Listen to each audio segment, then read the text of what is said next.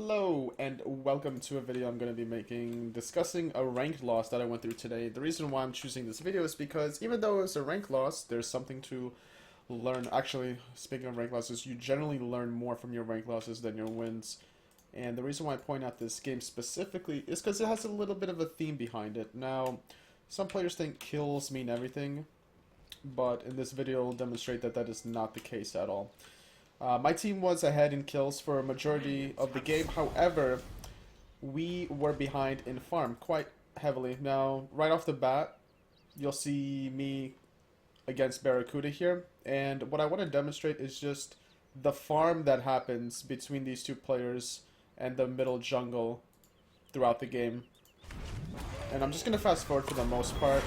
I'm going to fast forward to when there was actually a gank in my lane, which we become heavily favored, getting 3 kills to nothing. As we do see Skilodon rotating, I'll just put this in regular motion. We get 3 kills, doesn't even matter. As I'll explain later why these 3 kills amount to absolutely nothing. Double kill. Triple kill. So right off the bat, the Chronos goes 3-0. Looks pretty good, right? 750 experience, 600 gold in our favor. But I'll go ahead and speed it up for you guys and just show you what was the issue with this. Now, first of all, off of those 3 kills, we don't take advantage of this by invading the enemy boars or the enemy back harpies, which would have been the correct idea to do, considering the fact that the Chronos did hit level 5, a little bit of a power spike. So off of that, the lane pretty much neutralizes a little bit. Guan Yu comes back to laning phase with sustain.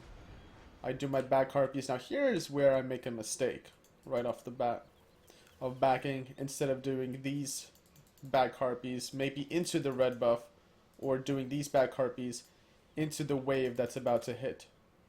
This back was a little misguided. I didn't even back correctly because I didn't have enough gold to finish my transcendence, so it's a little bit wasted.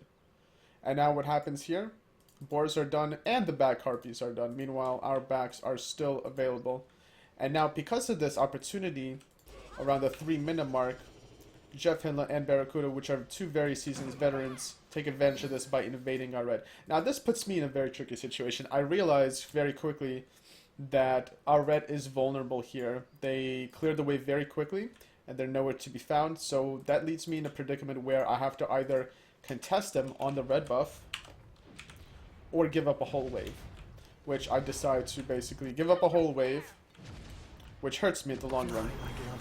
As we look at my experience, I'm about to hit level 5, and even though we won 3-0 in exchange, because of the fact that they got this extra wave in on me, that therefore they're higher experience. Also, having 4 people in a lane sharing experience doesn't help your case. So, this is the first mistake I make.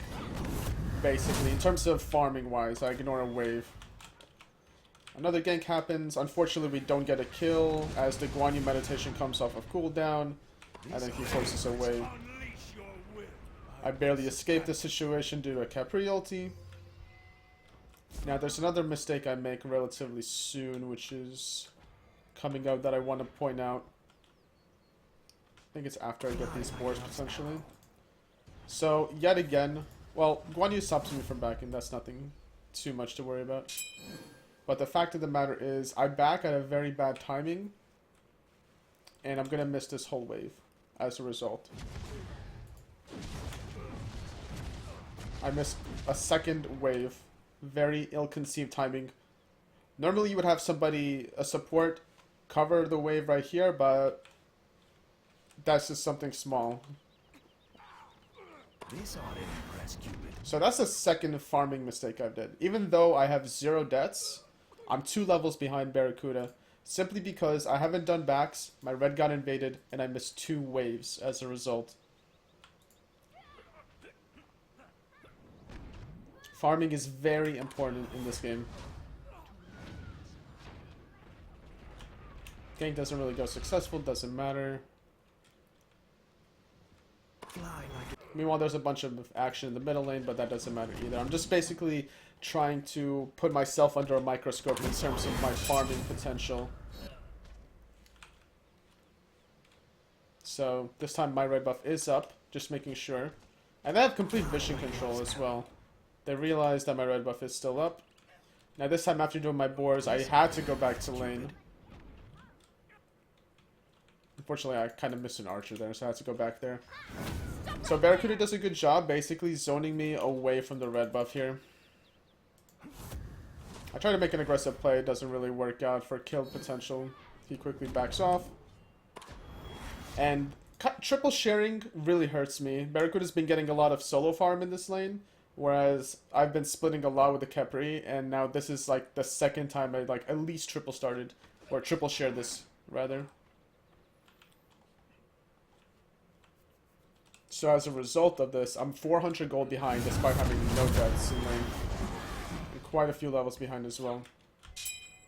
Off of this crazy good vision that they have and out pushing us, they're going to actually force this gold fury, which we have no idea about at all. And just like that, the red team gets a huge advantage, experience and gold, despite not getting any kills on the board. So I'm going to stop the video right here. This game doesn't really go too far into detail about killing versus farming. This is basically what I wanted to point out. The early game farming, how crucial it is to not miss waves under tower, to not miss back harpies, any opportunities for that. Making sure that you're ready to contest red buffs for potential invades is very important, to not put yourself behind, and to not worry about getting kills. Prioritize farm over the kills. Thank you for watching.